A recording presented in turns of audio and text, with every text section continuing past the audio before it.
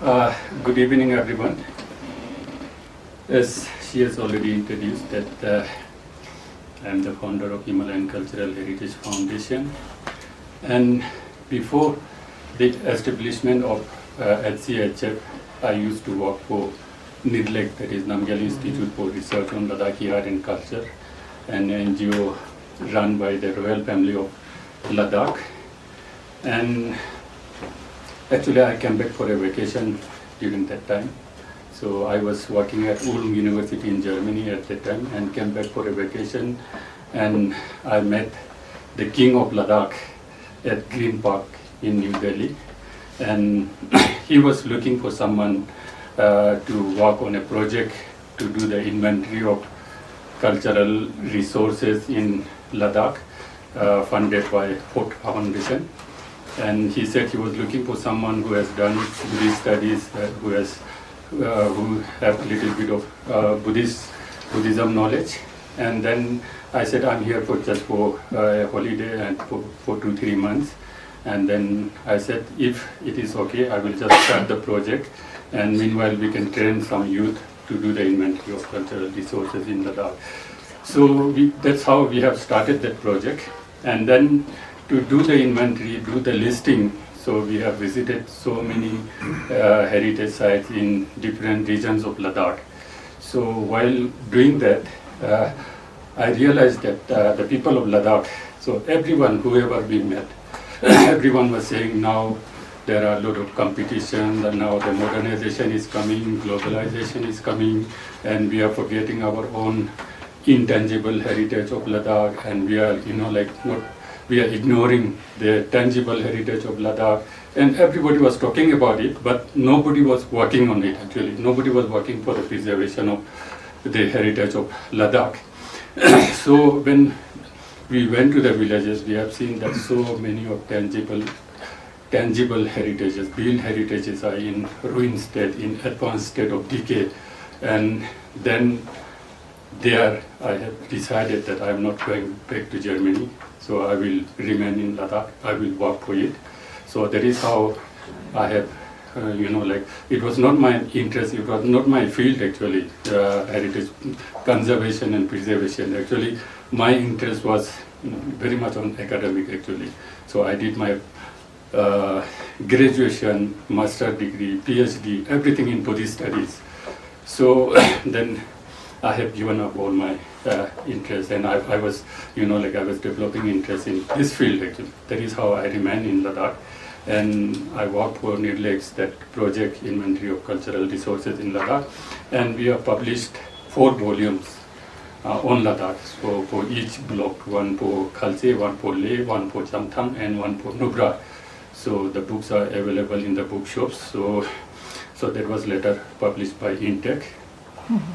And then in 2010, because NIRLEC was a family trust of the royal family, so they had some internal problem, and then they stopped working, they stopped the NGO.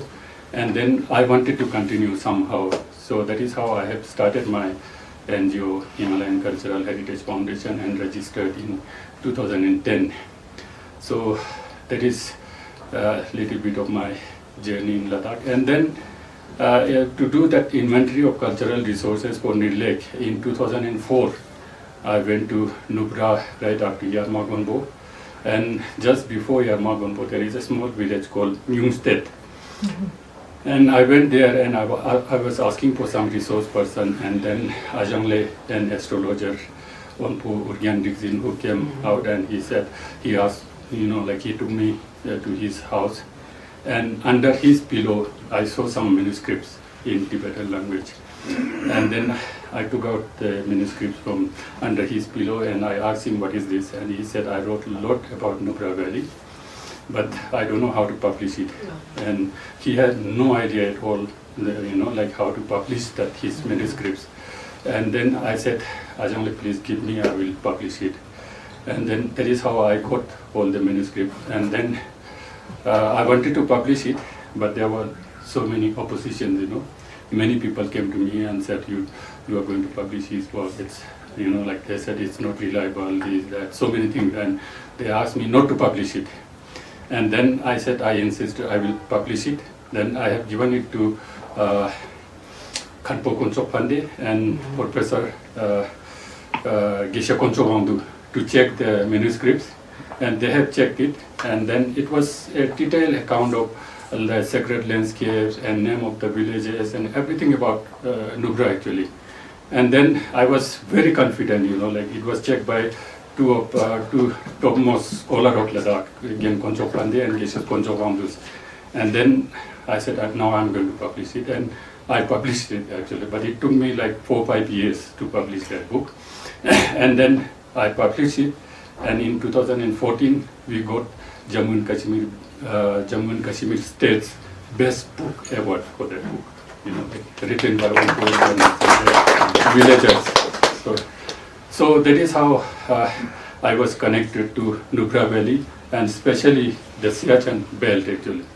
And then later on, we have already documented all the heritage sites in that Siachen belt in Nubra Valley.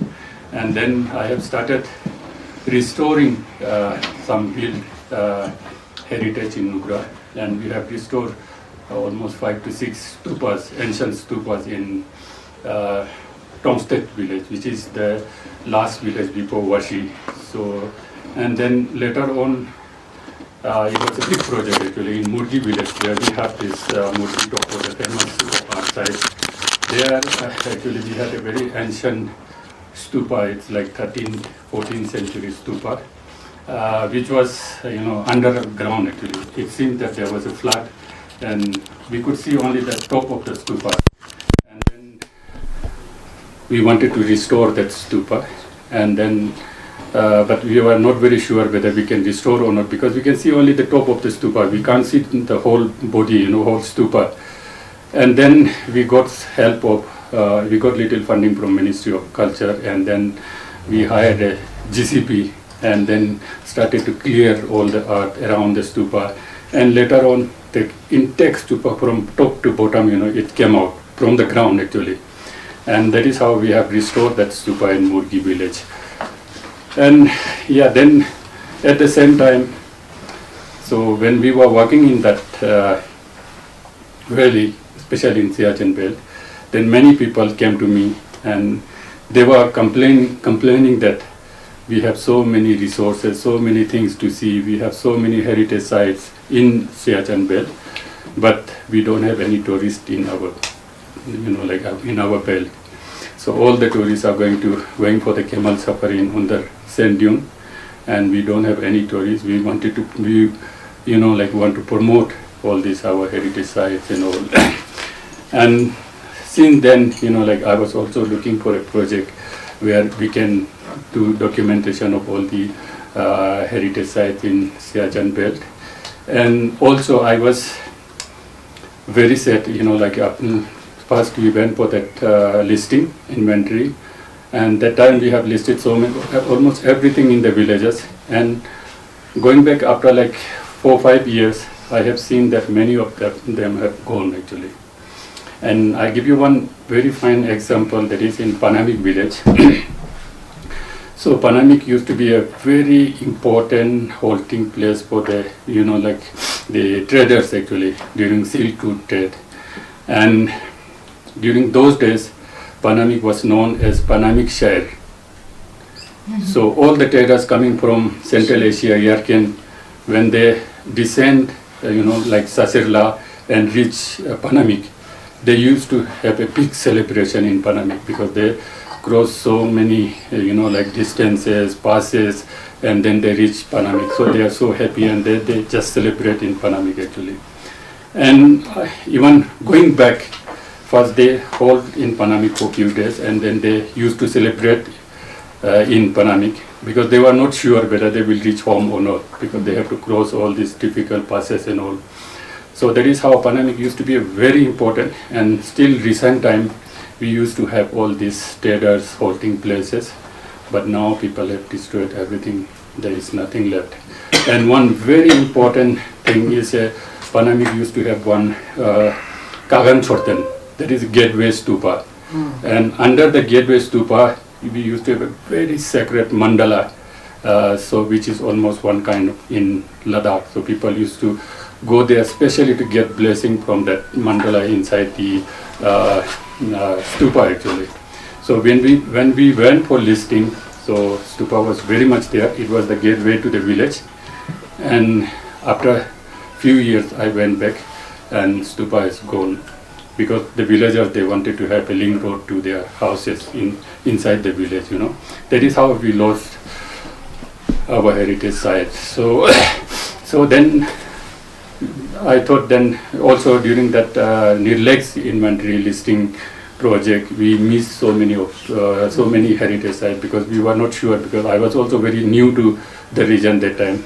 And then later I realized that we missed many things in the village, and then I really wanted to have a project where I can lease everything completely.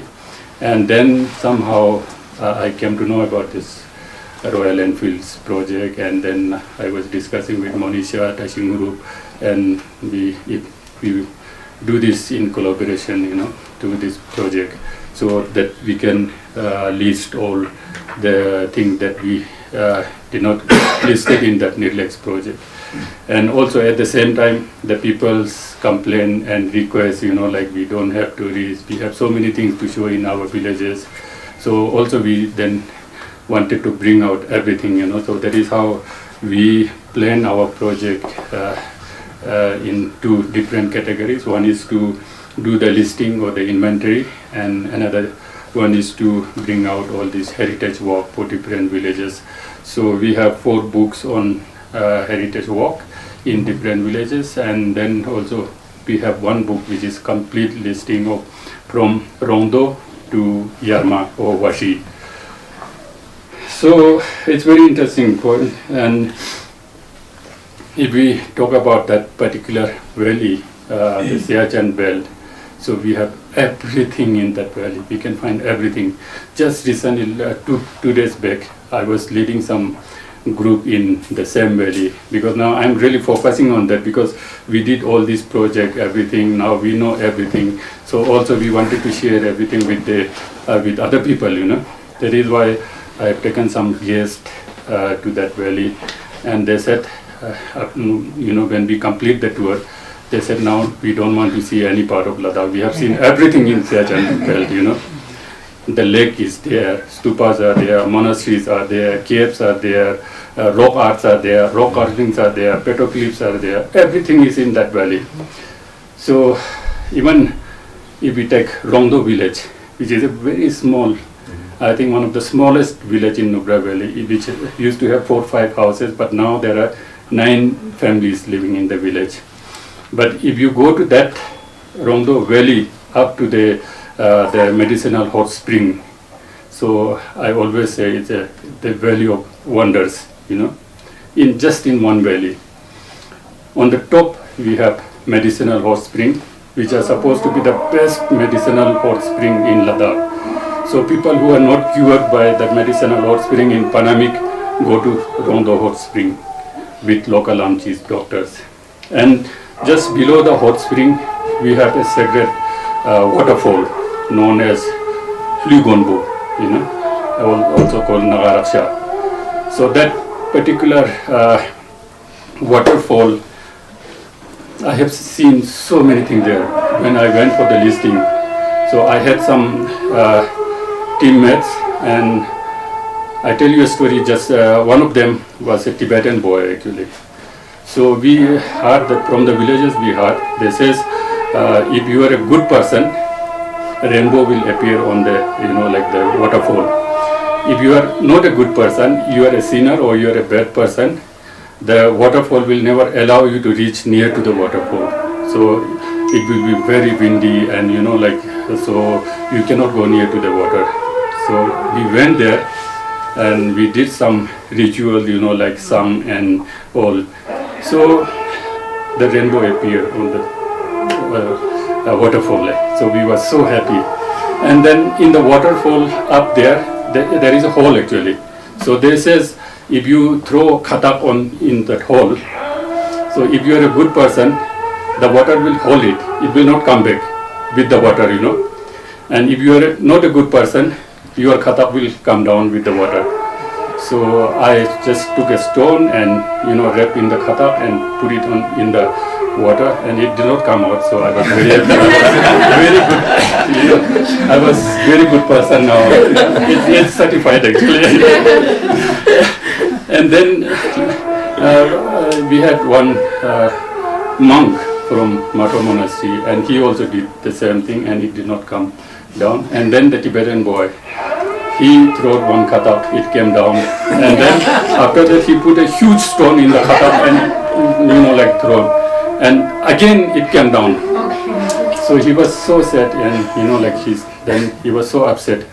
And then lastly what he did, he had some kind of like turquoise or something in his neck, so he just took it out, and he said it was given by my grandmother, and this is my last chance now.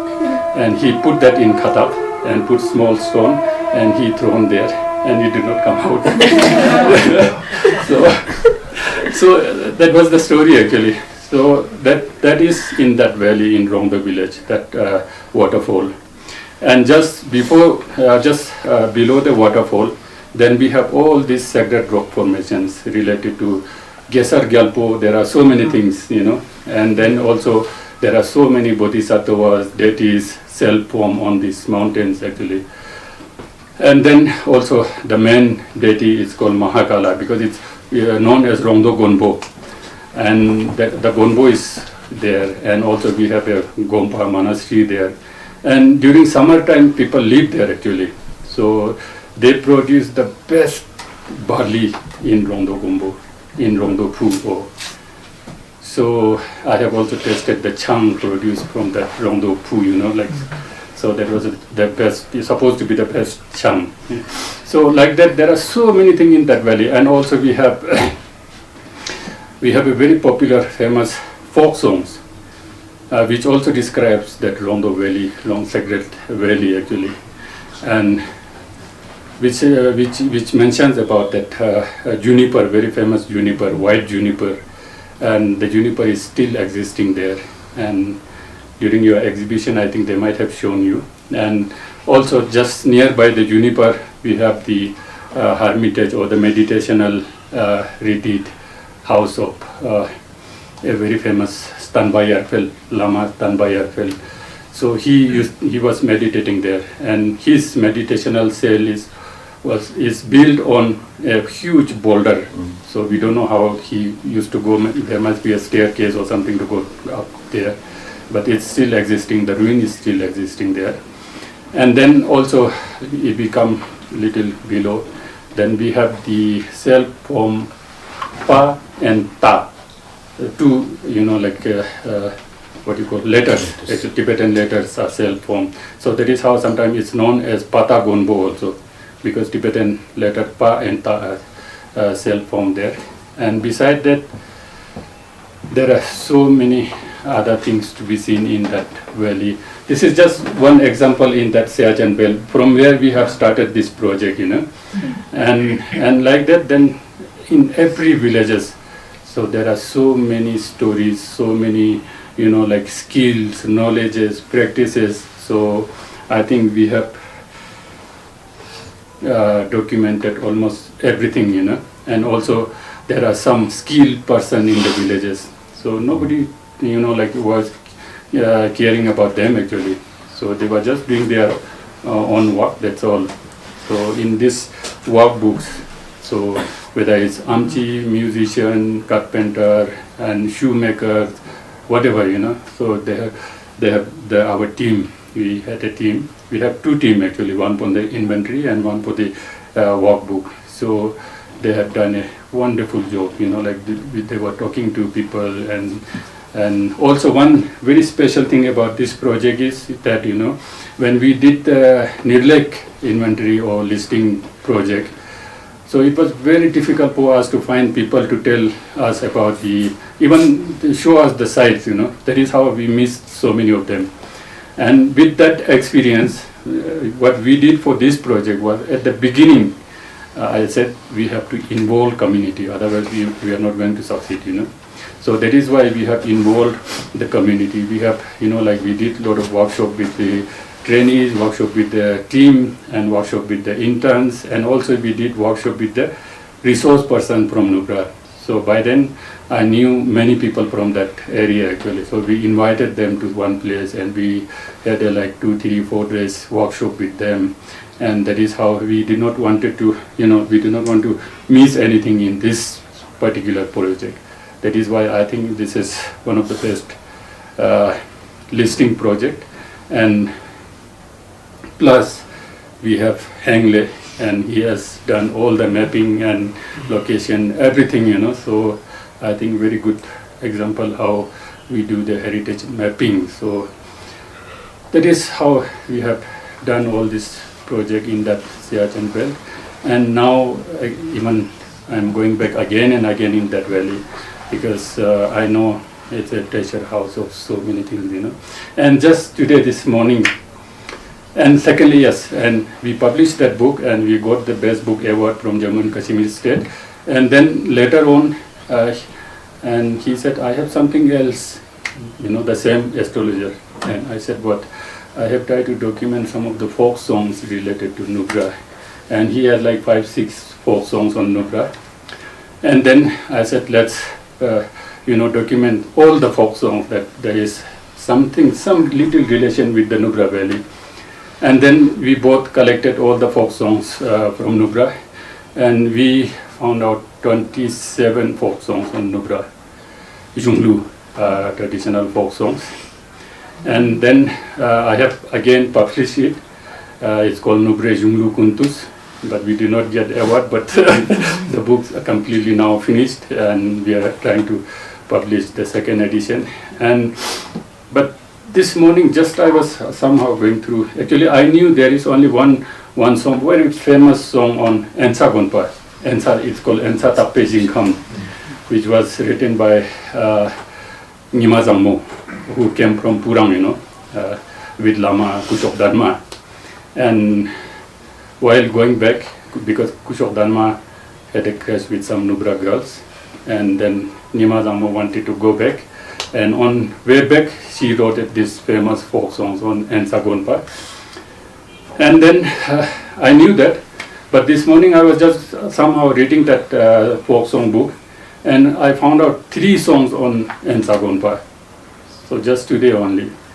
So that is one thing. And secondly, just because of this, I was going through the book, and then I found out that out of 27 folk songs, 23 folk songs on Siachen belt, this side only, Rongdo to Washi, and only 4 songs on this kid side, Hundar side. So there are so many things. And then lastly, I wanted to mention that at Ensa Gonpa, just recently 2-3 years back, we found out a painting inside a ruined stupa. And then later on, Quintin and all these archaeologists, they have done the dating, carbon dating and everything, and then we found out that that painting belongs to 9th century, which means one of the earliest, maybe the earliest painting in Ladakh. So that is in Siachen belt. And the second thing is the largest petroclip site in Ladakh is in that Siachen belt. It's Murgi Topo. And then thirdly, during Corona time, some youth from Sumur village. So they just went for a picnic actually. Because we all knew that there is a lake up there in the mountains of Sumur. So just they wanted to go up to the lake. So just they went for a trekking, and near the lake they found some petroclips. And later on, Quentin and all the experts, everything, we were just like studying that. And then we found out that there is world's highest petroclip site. So that is also in Siachen belt in that Nubra Valley. And lastly, so many lastly. And Tirisha. One might be knowing Tirisha Cho, that is that nowadays says wish fulfilling lake. So it is a sacred lake, but nearby sacred lake, near the hill or near the mountain, there is a ruined stupa. Like we call it Chorgok. And then a team of archaeologists from France and government of India, they team up, and then they did some project in Nubra, which was not successful actually. That was, they says, because of Sonam Wangchuk. And they did some excavation for 1-2 years.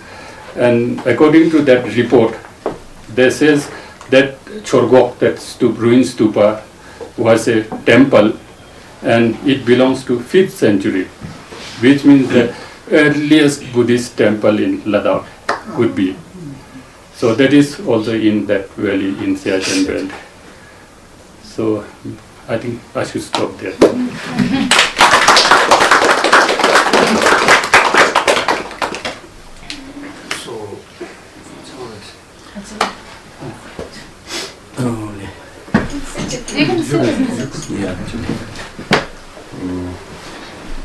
Actually, I'm not at all expert in this kind of things, especially in conserving heritage and monuments. But then I think I'm here just because I'm from Nubra, and then I can just share my own observation.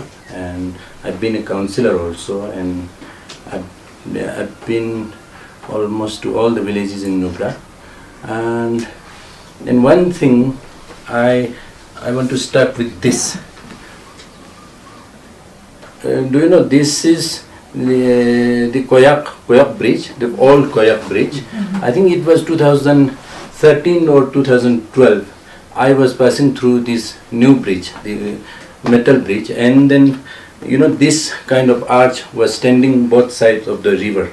So BRO had already brought the other one down because they was breaking it down. So this was, I think, built in the 20th century, by we were told by Mistri Hassan or something, a local Mistri, and with the use of local material. It is not cement, it was made in Nubra only. So I was shocked because it was, they have brought it, one of this, arch already down. So then I called Dr. Sonam, and I told him to write to the BRO and the CEC, and then he immediately intervened. That's why we could save it. Oh. This one, yes. Yes. And about my own village, Khardong, it's I think one of the highest villages in Ladakh, and we always hear stories about all Khardong. And then 2 years ago I traveled to all Khardong, and it was on a hillock kind of a cliff.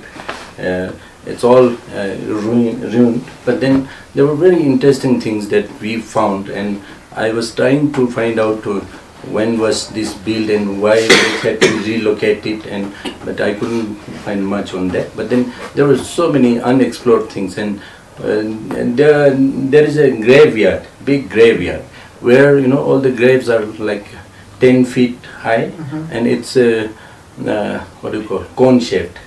It's like pyramid kind of grave. So there are so many. I think every village has a story. So I think Achu Sonamle talked about Siachen belt, and the rest of the villages are also having lots of interesting stories, be it this Kit, Khardong, Khalsar, or Turtuk, or even Skuru, where you have the Skuru Gonpa, where we always hear about how Sopos was killed and buried under the Gompa. So there are lots of interesting stories, and I'm very happy that organizations like Lamo and HCHF and earlier NELEG, I think you're documenting it, and we have already lost so many of these monuments because of this so-called development, and partly because of the construction of roads to Siachen and Turtuk and everywhere, and lots of money walls we have already lost, and even monument sites also. And one of my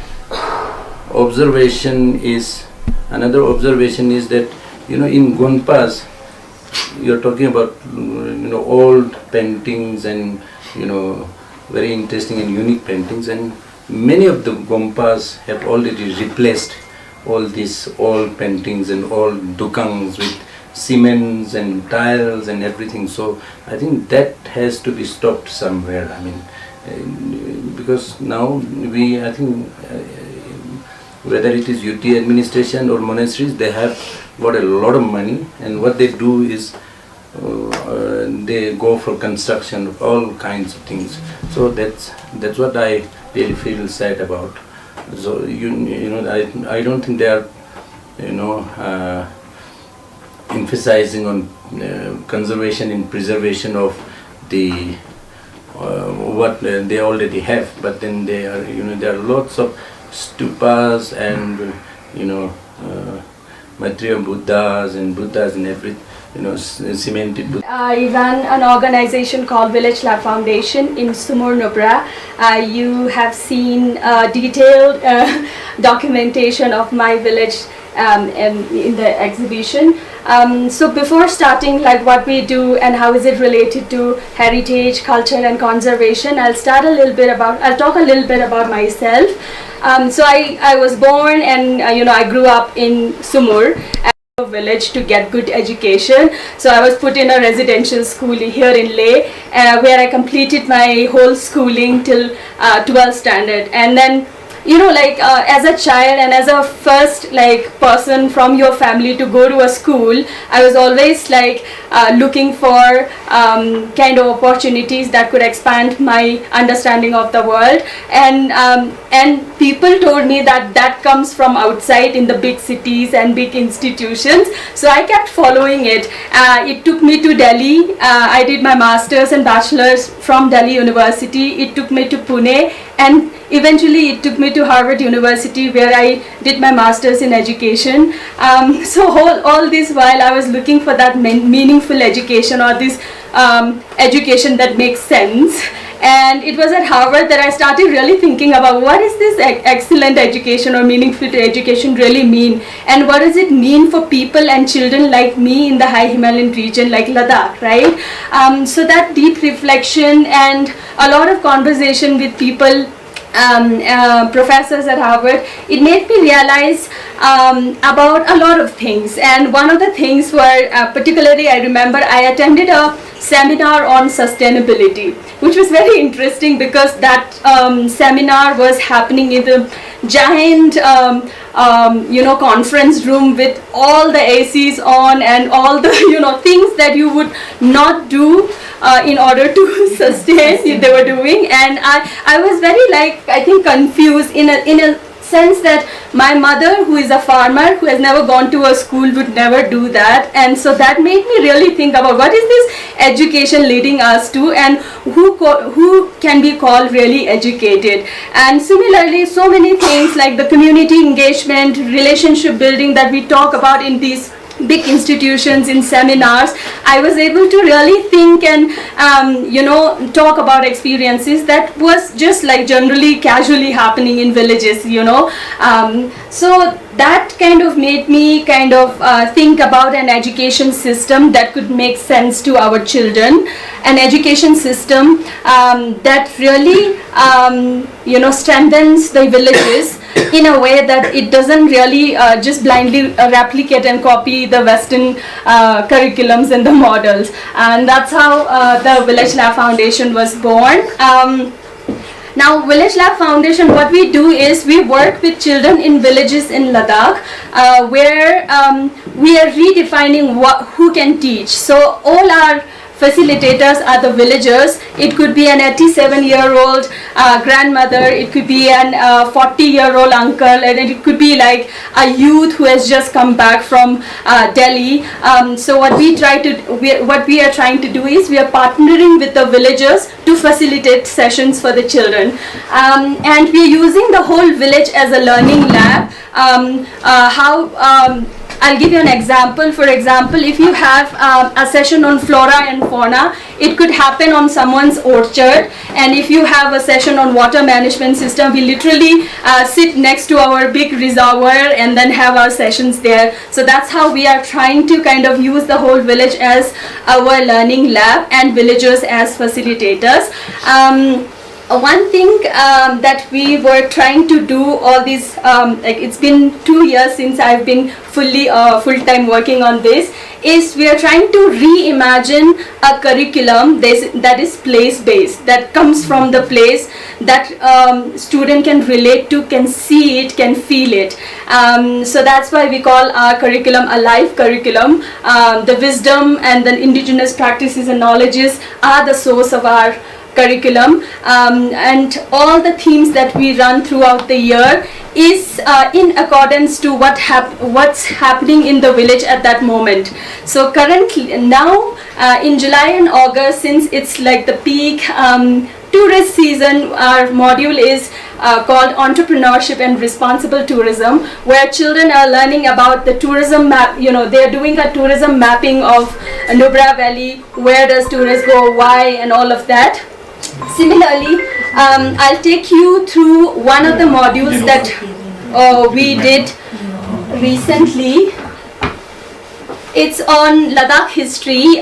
It happened in winter, where there's like less work on the field and people have more time for sitting down and telling stories. So Ladakh history module, it begins with children really just free flowing, like exploring the whole village and getting their observations inside the class, right?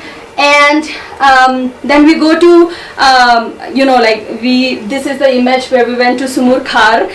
In order for them to really understand what history really means, they have to really see it first, right? So what we do is we give them a lots of exposure in terms of we take them to all these places, and then after that, the elders come to our sessions and they share knowledge. Kale was mentioning about him, Kale was also mentioning about him, and he's one of our facilitators as well. So during Ladakh history module, they get exposed to, first, exposure just like in general seeing the places, and second, meeting with people who have experienced,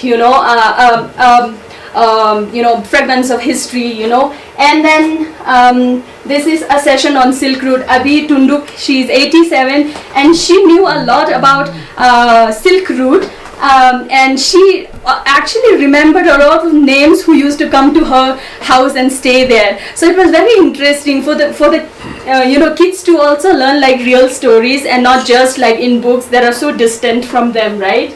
And this is Yarma Gonbo during our exposure. And what happens is, after they're exposed to all of this, after they hear a lot of stories, after they do a lot of interviews, they present all their findings to their parents and the community members. So in the end of the module, the community members and the parents come to our center, they sit down and they see what children have been learning in this module. So that first thing is learning becomes very visible. Second thing is it gives you a sense of encouragement and also like a sense of sense of like joy in terms of like seeing their children really showing what they are learning. So this is one of the presentations where the children have worked on a project on understanding their history. It's Sumur history. This is Yarma Gonbo history. And one of the groups had taken petroglyphs, which was very interesting because only one member knew what petroglyph actually mean, and then he taught all the group members and took them to all the sites that are mentioned in the book. Actually, one thing that was really helpful for us was the documentations that have been, that has the Lamo and then organization have done. We used this in our classroom as a base for children to really go through it first, so that's why it was really helpful for them. And this is the findings that they have shared with the parents. And this was on the history of food. So they really explored what people used to eat, what's the changing pattern of food culture in Ladakh and everything. And they actually made some like traditional food and fed the parents, which was interesting. And these are all the projects that children, mind you, these children are 6th grade. They are from government school. in Nubra Valley and Lamdon School also. So I believe that giving them exposure and experiences from a very young age, it's very impressionable. So they get like really connected to their roots and they feel more about where they come from. So these are some of the topics they covered. Yeah, I have this much, but I feel that as an educator, for me personally, it was very difficult to find resources that belongs to the land, right? But I think documentation projects like this serves as a very important role, not just for the preservation in per se, but also really bringing that life in classrooms, where we always talk about the standardization of the curriculum and everything, but I believe that these kind of resources could really serve as a starting point to place-based learning and indigenous practices revitalization. So that's what we have been doing. Currently we work with 100 children across 5 villages in Nubra Valley, and we wish to collaborate with organizations like Lamo to build resources with the children, with us, so that we can bring these kind of place-based resources and materials more into more villages. And yeah, thank you so much for calling. I hope you take something from here. Thank you, Rigzen, Professor Rigzen. And at the same time, they used to, employ the local people to go to, to bring them to help them to cross the Khardongla, Digarla, and also Saserla. So there are so many local people. They used to speak their language. Actually, we call Horkat, the Turkish. So they used to sing their song. They used to dance. They used to, speak. They used to have many people, but we have never recorded them, we have never documented them. So now I don't think there is any, but maybe there are some very elderly, as she just mentioned one, like that. But I think those who knew all these horse song, Turkish songs and dance and all these conversations, like languages, so we have already lost them. So we failed to record them. And then secondly, I think this Nubra Nashat is the only book on that valley, especially even for all Nubra Valley. There is the only reliable book, which has recorded many things actually. And also at the same time, the name of the villages actually, it always keep changing, So we lost many of original names, but now we are trying to find the originality, but it's very difficult actually. For example, even the nomenclature, the Nubra and Dumra, now we are debating on it, which one is the original, whether it's Dumra or it's Nubra. Like that, we have already lost so many things, both tangible and intangible heritage. But documentation, I think in extensive, this is the only one that we had in English, and then Nubra Nashat is in Tibetan or Bodhi. Yeah. I think during Ladakh history module, our kids met with like 48 elders, and then they collected a lot of stories actually. But then we weren't doing it like as a documentation project or anything. It was just like a class that was going on.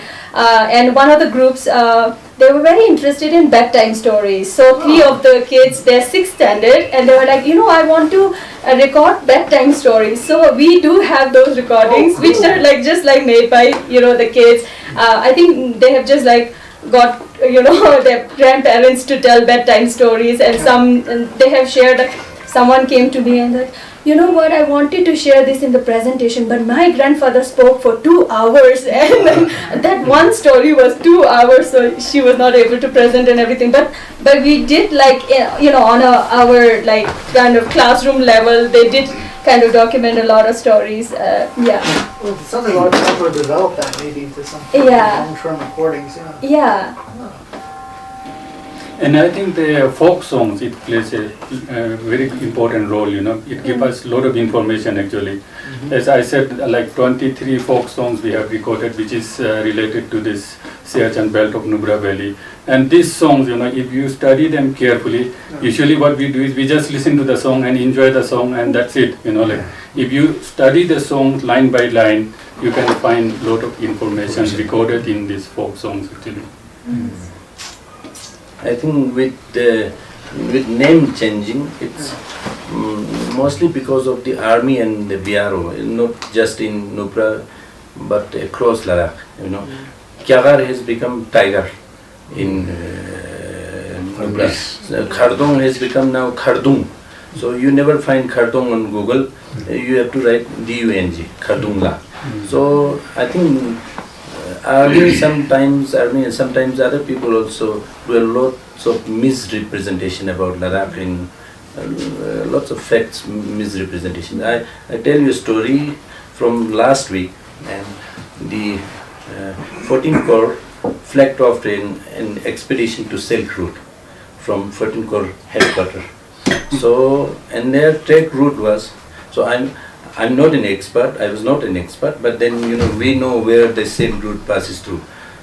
Their, you know, their route to Saser Kangri starts from Phyang, then to Hundardok, then to Hundar, then to Sumur, then to Pananik. Then I said, this is not Silk Route. I don't think this is Silk Route. You find it out. But then that's how they went. Then they also actually admitted that they didn't know much about it. So that's how they are doing it. So for the army, Silk Route, Phyang to Hundardok has become Silk Route, and they have already gone it. Maybe traveling from Hundar right now. So these kind of things are happening. I think one of the things Tsewang didn't mention is that he's also a journalist.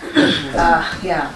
So I'd be interested to know, like, what role do you think as a journalist you can play in Ladakh? You know, talking about not conservation and heritage, but also, I don't even want to use the word preservation, but just, you know, making people aware that, you know, buildings are being demolished, stories are being lost, we don't have enough documentation. I mean, do you feel in some ways, I mean, Sonam does it as an academic, Rigzen does it also as a teacher.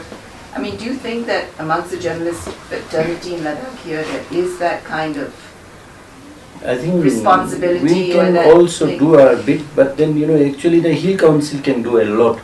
You know, the Hill Council can involve all the stakeholders and do a lot, because Hill Council was actually, you know, formed to protect Ladakh's own identity and culture and everything. You know, now they are also into constructing huge buildings and concrete buildings. So this is how it is happening. But yes, as a journalist or as a Ladakh spa, everybody can contribute, and at our own level we can also do our, you know, raise awareness, you know, educate people about heritage conservation. I think thanks to the NGOs in Ladakh, I think it's because of the NGOs we are talking about preservation and conservation. You know, now sustainable development, preservation, conservation is talked about everywhere by everybody. Whether it is sustainable or not, that's a different issue, but it comes, these words come everywhere, even in government documents. So, but that's, I think, how actually NGO started, you know, from late 1990s. Yeah.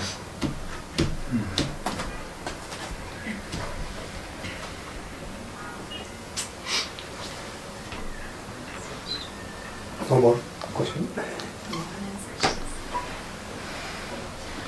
So we were just discussing about the painting, which you just told us that it's a 9th century painting, and while I was showing around the exhibition, we kind of have had this confusion that whether it's 11th century, 12th century, or it's older.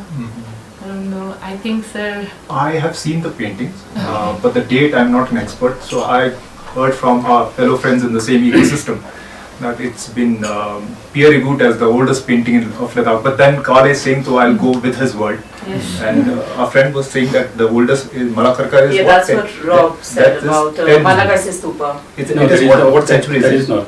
Surely Yeah, not. he said that's Yeah, so 11. this is older than that, Yeah. right? But what date was that? 11th century. 11th century, so Yeah. it goes Yeah. beyond that. So, But has and I've seen the paintings, the paintings are this small, it's very small. And when I saw Quinton and other, experts have seen that before. So Quinton suggested me not to share it in the social media because the thing was crumbling down and Yes. they were preserving it. Mm. Apparently, I guess Achi Foundation or some organization went about restoring it. Yeah. But the thing was so fragile that you just shake it and the entire thing would come crumbling down. But the paintings were distinctively there, not the common paintings that you see. It has very strong similarity to what you see in Alchi and other places. So it had a very strong Kashmiri touch to it, definitely. Yeah. So it was Yeah. different, very small, this big. and how Yeah. was it dated? No, actually, Quentin and their group, they did some carbon dating. They did come. Yeah, Okay. yeah, and this is 9th century. And then especially when you study the style of the painting and color of the painting and everything, it's very different from the Yes. Kashmiri style. The Malakarse, I know it's like end of 11th century actually. And it is said that the first painting, Kashmiri style painting, that there is Malakarse under Malakarse stupa. But this particular painting has I can't say even it's Kashmiri painting, Okay, but it has a very strong influence from kind of like from Central Asia, from maybe Mongolia or something, like. So painting, even if you can just, like say the painting, it looks very different, Very different. totally different, even color and everything. It The was on a wall, composition, inside, Yeah. inside a chortan. And chortan made of stones, it was crumbling down. And the chortan itself was very small. Very small. Small, very yeah. small, hardly 4 feet. So, I would say, Manisha, first of all, congratulations to Lamo for organizing this panel, and congratulations to all the panelists also. What Rigzen is doing is very inspiring. I mean, she's young, therefore I pick out her for that. Yes. And I think this is a model which can be replicated, and with her, that Ivy League background and that she's so rooted here. I personally have been traveling a lot in Ladakh. My friends who are here, they know. Just to give you the miles on my vehicle, last year I did 12,000 kilometers. So this year I'm done 6,000. The realization or the insight is there are a few things. A lot of my earlier, I'm a native, I'm a Ladakhi for my outside friends, I'm from the village stock. So a lot of my own ideas about Ladakh have changed. We are running against time, especially in terms of oral history, that's what I try to capture. A lot of our senior citizens are, touch wood, we seem to have a longevity of, 80-year person is a normal, find here. But still, and once the senior citizens are gone, they take a lot of institutional memory with them, lots. The problem that I've been struggling in the field, I'm somebody from a commerce background. I've not trained in this, the structured way of questioning, going about, documenting, is that you have the person right in front of you, don't know what to ask, and that comes by training, And I think the training is so important that very soon you should train more of the people who go to the field, because coming across a person who knows. One of the reasons I've been avoiding meeting our legendary Nubra Valley, I don't know what to ask him. Right? Because I need to frame the right questions to ask him. So training is so important. So that is something I'd urge. Otherwise, excellent show. Whatever. One of the hardest things we found is, Sonam Wangchuk will also agree with me, is dating. Because also when you are with older people and you're in the field, you have to know how to ask the right kind of questions to date. But it's also very difficult because you don't know. They will say, oh, it was built in my grandfather's time or my great grandfather's, or or they'll say it's been here for hundreds of years, or they'll say it's been here for so many generations. So you have to also know how to interpret that into the sort of local, like how many years is one generation, Yes. So training is so because important. earlier people lived, now people live longer, earlier people didn't live as long. They probably lived till 50 or 60, So is that one generation or is 90 years one generation? So how do you take it? So questions of dating are always problematic. Yeah, on that we had a lot of discussions Yes, actually. we did. Because Always when we agree with each other. went to the villages, people said, Mirab Sumchano Pale, Mirab Ji Chano Pale. So we did not know exactly the Mirab, Mirab means like generation. Yes. Yeah. So there is, that was a challenge actually. So how to count Mirab. So you have to use, certain clues like, sometimes you take like independence, or sometimes you take the flood of 1920, or sometimes you take, when the Yarkhanis, sort of come through. And so you have to use these kind of markers. So you have to know some amount of history of the region to be able to use these markers to then sort of get an idea of dates. Also, I'd like to share, this is an idea, it's a work in progress, but of late I've been trying to revisit this whole notion or narrative which has been created both by local scholars and scholars from outside. Somehow they paint this picture of a very rosy history that we had. Things like we were on our own, sustaining, so on and so forth. I hardly doubt actually. Because at least for the last 300 years, we were living in abject poverty. And when I say abject poverty, somebody would say, okay, maybe before 300 years, things were better off. But then I need to have material evidence to substantiate this view. Vegetation is something very new to Ladakh. All the trees that you see, 99%, if I may not be exaggerating, is in the last 100 years. It's only when the Dogras came they started plantation. In fact, the Dogra Wazis are also named Mangat Ram, so and so. They had passion for plantation. So plantation and vegetation is something very old. I've come across umpteen number of examples where senior citizens are quoting that by the spring they would run out of their grains, and they would go out, like borrowing it at the rate of 25% rate of credit. It was so common in every villages, right? And there were few families in every village who were known as the lenders. It was not just the royal family. There were very few, and 90% of the families would be taking their grains on loan, and they would return it by after harvest in spawn after the harvest at the rate of 25%. So for 4 you'll return 5, and it was common all across Ladakh. I traveled all across Ladakh. From Matain, which is the very last village. Incidentally, Matain is the only village in Ladakh. The majority they speak Kashmiri. They trace their origin from a place called Lamo Valley in Kashmir. From there till Wangchuk, there's a lot of poverty. So, as I said, it's an idea, it's a work in progress. Somehow the whole notion that we were sustainable, that we were on our own, this romanticized view of our past needs to be revisited with evidence. Just not because I feel comfortable or I want to, believe it. Evidence goes against the fact that we were self-sustained.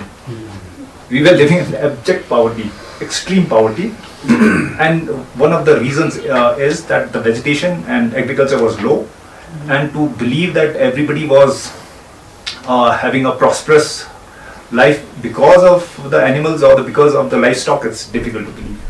And you would also know that Pashmina was not very popular then wool was more popular.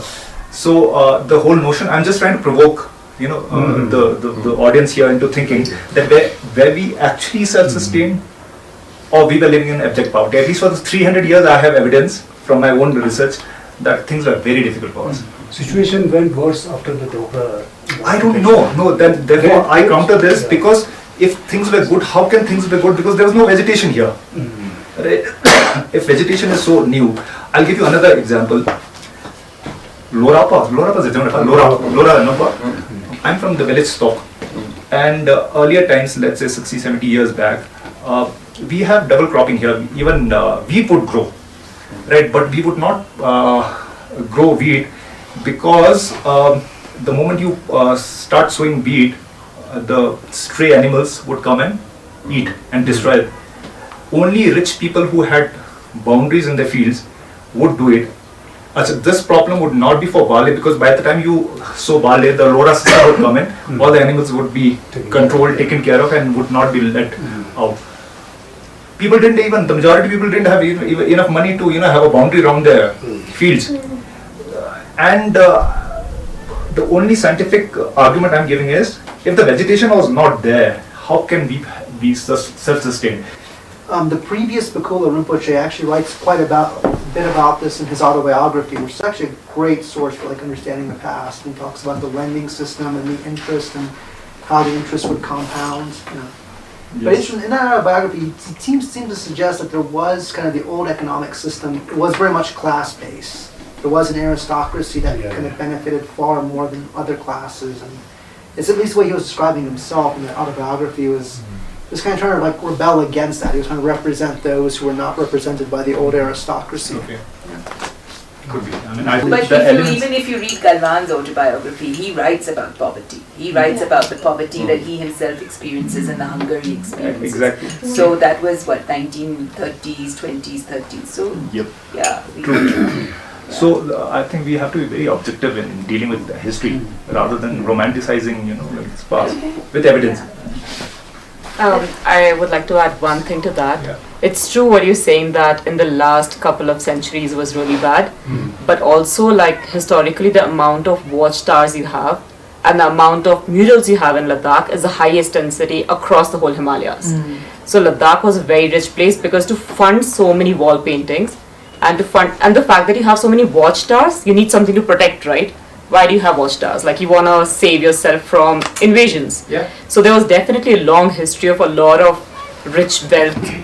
I'm not saying agriculture, but there was a lot of wealth in the region because of a lot of reasons. But yes, But that wealth might have been concentrated in the hands of an elite few potentially. Exactly. And you have it spread across the region. What I'm trying to say, of course, I think but that's true with the systems across India.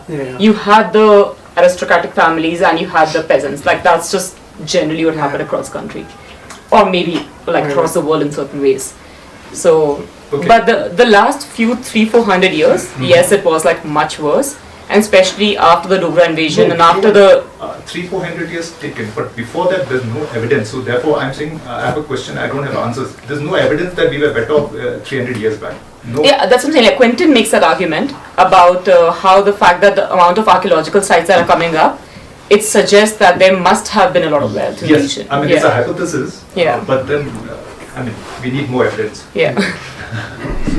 And also one very strange thing is that Kale said, even we all knew that Ladakh was very poor, in the ancient times. But then again, when we read all these stone inscriptions and there is then I think only that original sources left in Ladakh if you want to study history. On this stone inscription, they always talk about prosperity. They always talk about happy mind and happy life and everything, So I don't know how to look at it actually. They say we are very prosperous under King Nima Namgyal, King Daldan Namgyal, that so many things. So this need to be researched and studied. The answer may be there somewhere. So I think